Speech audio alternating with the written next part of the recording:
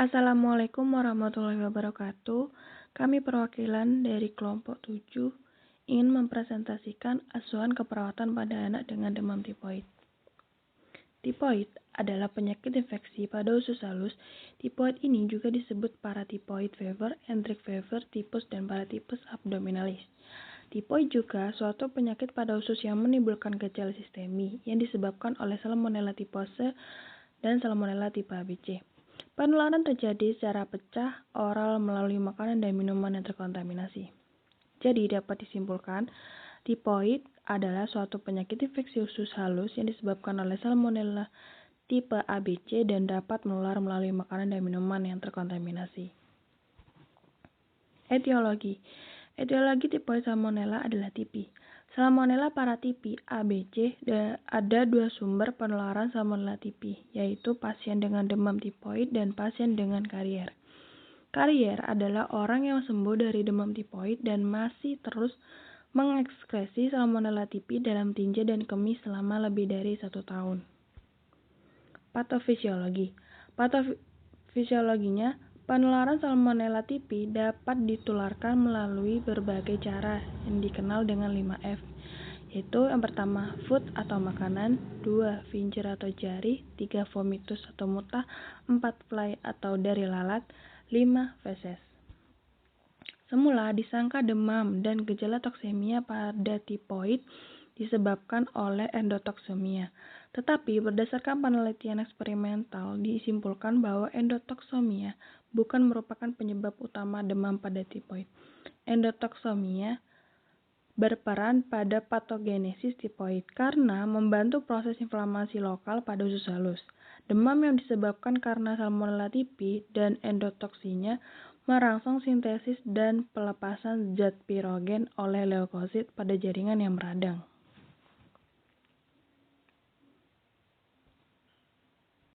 Selanjutnya yaitu pemeriksaan penunjang. Pemeriksaan penunjang pada klien dengan tipoid ini merupakan pemeriksaan laboratorium. Pemeriksaan laboratorium ini terdiri dari 4 pemeriksaan.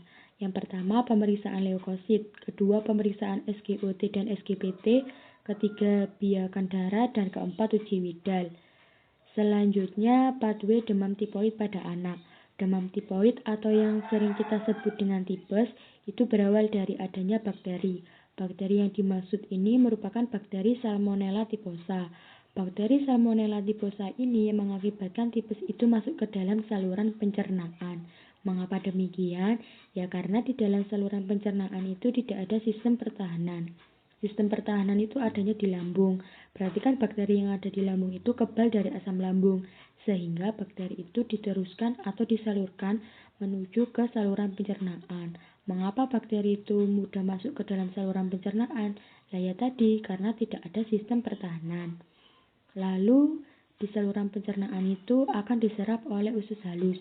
Semua makanan yang ada di saluran pencernaan itu akan diserap oleh usus halus. Kemudian, bakteri memasuki aliran darah sistemik. Apa itu sistemik? Sistemik itu langsung menuju ke organ. Aliran darah sistemik itu memiliki 4 jalur. Sama halnya tadi di usus halus. Di usus halus itu ada saluran peredaran darah yang menuju organ. Itu juga ada 4. Jadi masuk ke 4 jalur aliran darah sistemik. Yang pertama, kelenjar limfoid usus halus. Yang kedua, hati. Yang ketiga, limfa. Dan keempat, endotoksin. Yang pertama, kelenjar limfoid usus halus. Bakteri tadi itu masuk ke kelenjar limfoid usus halus yang mengakibatkan langsung ke tukak. Nah, di tukak itu akan terjadi perdarahan dan perforasi. Perforasi itu sama halnya dengan runtuh atau abrasi. Jadi di dinding mukosanya itu akibatnya ada perdarahan ya karena apa? Ya karena tadi adanya perforasi atau abrasi sehingga dinding mukosanya itu mengalami perdarahan atau terjadi perdarahan. Kedua yaitu hati. Bakteri tadi itu akan masuk ke hati atau menyerang ke hati yang dapat menimbulkan terjadinya hepatomegali atau pembesaran hati yang dapat mengakibatkan nyeri perabaan. Mengapa demikian? Ya karena jika ada hepatomegali atau pembesaran hati atau hati itu mengalami pembesaran, maka akan menimbulkan rasa nyeri pada abdomennya, sehingga terjadilah nyeri perabaan. Kemudian yang ketiga, limfa. Bakteri itu akan masuk ke limfa atau menyerang limfa, yang dapat menimbulkan timbulnya splenomegali atau pembesaran limfa.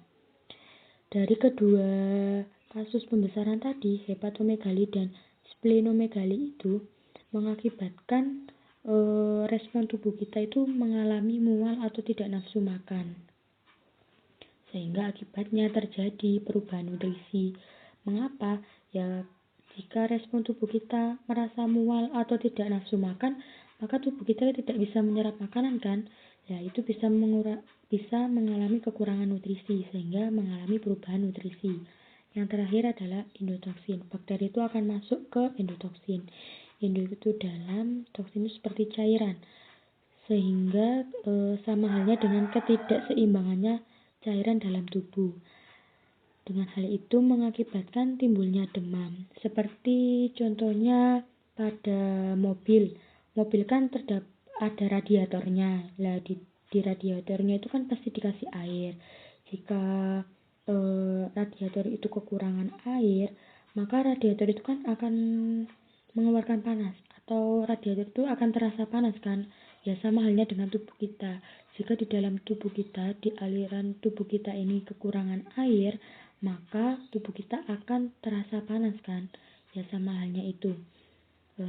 Jadi dari keempat kasus tersebut, dari kelenjar limfa usus halus hati dan limfa dan endotoksin tadi, dari keempat kasus tersebut, maka didapatkan diagnosa keperawatan resiko kurang volume cairan.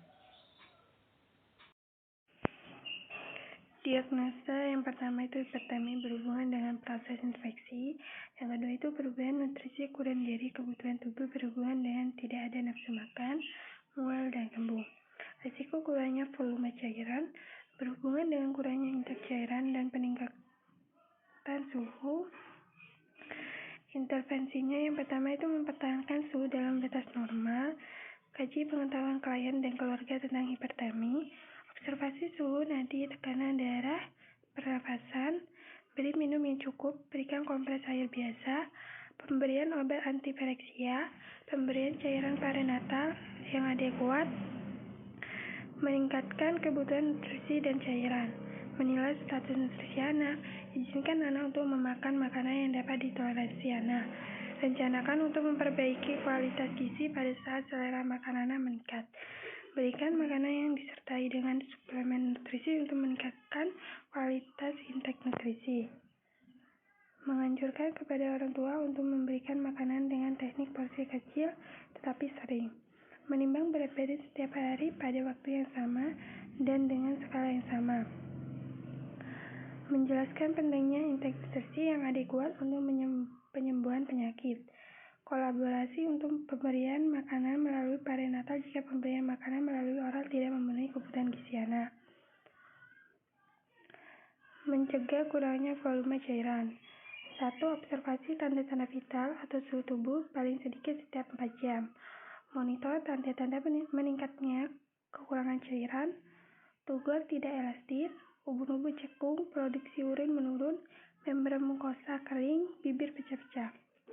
Observasi dan mencatat berat badan pada waktu yang sama dan dengan skala yang sama. Memonitor pemberian cairan melalui intravenous setiap jam. Mengurangi kehilangan cairan yang tidak terlihat atau invisible water loss atau IWL dengan memberikan kompres dingin atau dengan Typhus. Memberikan antibiotik sesuai program. Evaluasinya yaitu yang pertama hipertermi berhubungan dengan penyakit. 1. Kemerahan pada kulit. 2. Suhu tubuh normal. Nyeri akut berhubungan dengan agen-agen penyebab cedera.